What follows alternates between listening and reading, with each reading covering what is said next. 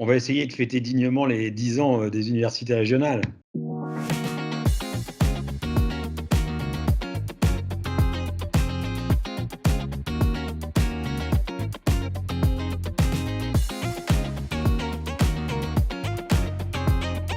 Lorsqu'on organise quelque chose de régional, ça permet de voir les dynamiques du pays, mais au-delà du pays, des pays voisinants, et de créer des synergies entre les collègues d'une même zone, et c'est toujours très, très bénéfique. Tout simplement parce que les besoins en formation de formateurs sont nombreux et similaires en Afrique francophone, mais qu'aucune offre proposée ne prend en compte leurs spécificités.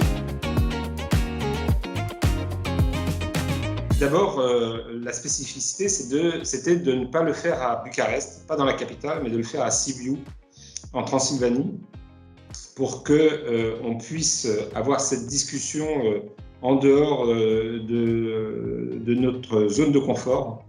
Et il y avait une dynamique entre les enseignants qui partagent un peu toujours les mêmes problématiques. L'impact local d'un BELC, c'est que ça a créé un rendez-vous, ça a tissé des liens entre les professeurs de français de la ville, de l'Alliance française, mais aussi des autres établissements. Et maintenant, en fait, c'est attendu. En juin, tout le monde attend qu'il y ait un grand événement et donc peut-être un prochain BELC. Soutenir certains BELC, c'est nous permettre d'appuyer, de contribuer à la formation des enseignants de manière efficace. Nous sommes donc toujours très attentifs aux projets, aux orientations, et l'objectif, c'est vraiment de participer à la dynamique et à la création de communautés éducatives solides.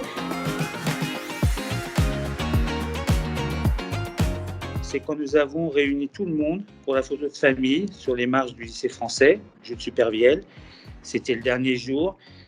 Et c'était un moment partagé de bonheur, à la fois individuel et collectif, pour tous les participants. Organiser ça a été extrêmement formateur. En ingénierie, en montage de projet, je crois que je n'ai pas trouvé mieux. Et à titre personnel, ça reste un souvenir extraordinaire.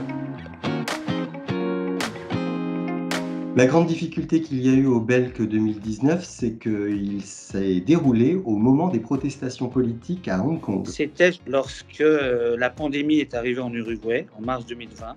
Et la plus grande difficulté, c'est d'une certaine façon, dans ce contexte, d'arriver à maintenir le projet dans les radars de tout le monde, alors qu'il a été, depuis, reporté à 3 reprises.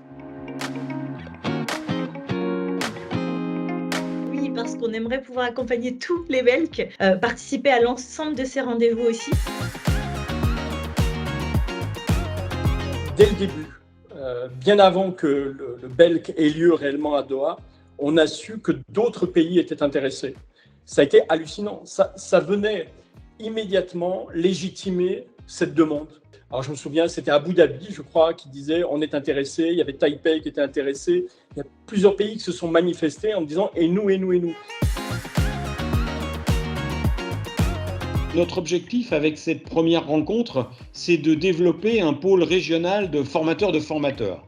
Cela permettra de concrétiser la coopération entre les acteurs de l'enseignement de et en français et de renforcer les plaidoyers en faveur de l'intégration du plurilinguisme dans les pratiques scolaires.